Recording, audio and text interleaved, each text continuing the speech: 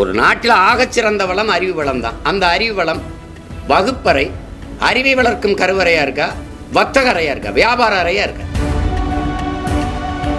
எல்லாருமே பள்ளி கல்லூரி வச்சிருக்காங்க. எல்லா அமைச்சரும், இந்த கட்சி அமைச்சரும் சரி, இந்த கட்சி அமைச்சரும் சரி, எல்லாருமே மருத்துவமனை வச்சிருக்காங்க.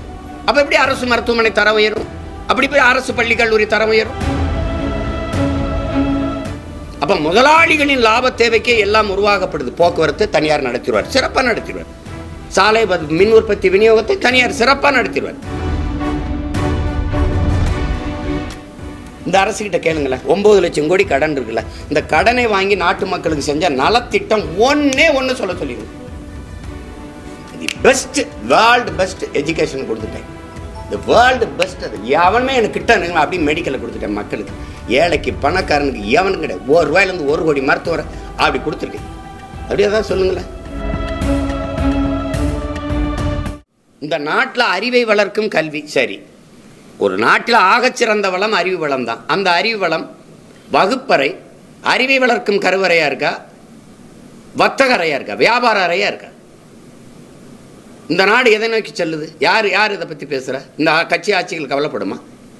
எல்லாருமே பள்ளி கல்லூரி வச்சுருக்காங்க. எல்லா அமைச்சரும், இந்த கட்சி அமைச்சரும் சரி, இந்த கட்சி அமைச்சரும் சரி, எல்லாருமே மருத்துவமனை வச்சுருக்காங்க. அப்போ எப்படி அரசு மருத்துவமனை தரம் உயரும்? அப்படி போய் அரசு பள்ளி கல்லூரி தரம் உயரும்? அப்புறம் எதுக்கு அரசு? அப்போ முதலாளிகளின் லாப தேவைக்கே எல்லாம் உருவாக்கப்படுது. போக்குவரத்து தனியார் நடத்திடுவார், சிறப்பாக நடத்திடுவார். சாலை மின் உற்பத்தி விநியோகத்தை தனியார் சிறப்பாக நடத்திடுவார். ஒரு தொலைக்காட்சியை திருப்புங்க, ஒரு பையன் நாயை தடை கொடுத்துட்டு, அப்பா காத்தாடி வந்தால் தான் மின்சாரம் வரும், இல்லை மின்சாரம் வந்தால் தான் காத்தாடி வரும். அப்பாவுக்கும் மகனுக்கும் பிரச்சனை, ரொம்ப நேரம் விவாதம் நடக்குது. காத்தாடி வந்தால் தான் மின்சாரம் வரும், மின்சாரம் வந்தால் தான் காத்தாடி வரும் அப்படின்னு போனால் ஒரு வெட்டவரை பொட்டால் ஒருத்தர் நிற்பார், ஒரு காத்தாடி ஓடும். அப்படியே சுற்றும் போது பளிச்சுன்னு விளக்கு எரியும். நாங்கள் அப்படி மின் உற்பத்தின்னா அதான் நீ வருதா இல்லையா? ஒரு நாட்டின் மிக அத்தியாவசியமான தேவை இதில் உணவு தேவை, மின் தேவை. இந்த மின்சாரத்தை முதலாளி கையில் கொடுத்துட்டிங்கன்னா நாளைக்கு அவன் ஒரு யூனிட் மின்சாரம் 15 ரூபாய்னா அதானே விற்க முடியும். நீங்கள் 7 ரூபாய்க்கு அதானிகிட்ட வாங்கி எனக்கு 3 ரூபாய் 4 ரூபாய் கொடுக்குறீங்க, குறைச்சி கொடுக்குறீங்க. அப்போ எடுத்தவனே ஒரு யூனிட் மின்சாரத்துக்கு விலை விளப்பது 1.5 லட்சம் கோடி கடன் இருக்குது. இந்த அரசுக்கிட்ட கேளுங்களேன், 9 லட்சம் கோடி கடன் இருக்குல்ல, இந்த கடனை வாங்கி நாட்டு மக்களுக்கு செஞ்ச நலத்திட்டம் ஒண்ணே சொல்ல சொல்லிடுங்க. பெஸ்ட், வேர்ல்டு பெஸ்ட் எஜுகேஷன் கொடுத்துட்டேன். இந்த வேர்ல்டு பெஸ்ட், அது எவனுமே எனக்கு கிட்ட அப்படி மெடிக்கலை கொடுத்துட்டேன் மக்களுக்கு. ஏழைக்கு பணக்காரனுக்கு எவனுக்கு கிடையாது. ₹1 1 கோடி மருத்துவரை அப்படி கொடுத்துருக்கேன். அப்படியே தான் சொல்லுங்களேன், அப்படியே தான் சொல்லுங்க. இருக்கா?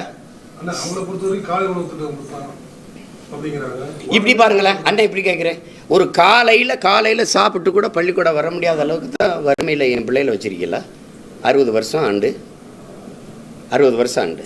இது என்ன சோமாலியா இல்லை கன்யா நைஜீரியா மாதிரி இருக்கா? எல்லா வளமும் இருக்குல்ல. காலையில் என்ன சாப்பாடு? அப்படியே பால் முட்டை அப்படியா இல்லை உப்புமாவா?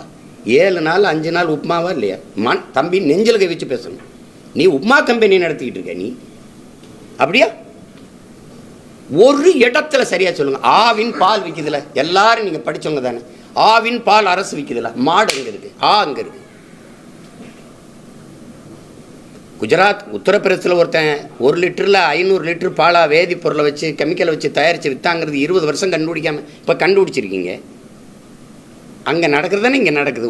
உங்கள் நெஞ்சில் இப்படி கை வச்சு மனச்சான்றுக்கு துரோகம் இல்லாமல் எனக்கு பதில் சொல்லுங்கள். பாலா பால் போல் ஒன்றா? எந்த இடத்துல நீங்கள் சரியாக இருக்கிறீங்க? எந்த இடத்துல சொல்லுங்க. அதனால தான் இங்கே தேர்தலை நோக்கி தான் எல்லாருமே நகருவாங்க. இப்போவே கள ஆய்வு மனுக்கள் மக்கள்கிட்ட வாங்குவாங்க தெரியுமா? 5 ஆண்டு ஆட்சி முடியும் போது உங்களுக்கு என்ன பிரச்சனைன்னு கேட்க வருவாங்க. எங்களுக்கு என்ன பிரச்சனைனே இப்போ தான் கேட்க வரீங்க. அப்போ நம்ம என்ன சொல்லிருக்கு? பிரச்சனையே நீங்கள் தான் எசம்மா எங்களுக்கு பிரச்சனையே நீங்கள் தான்.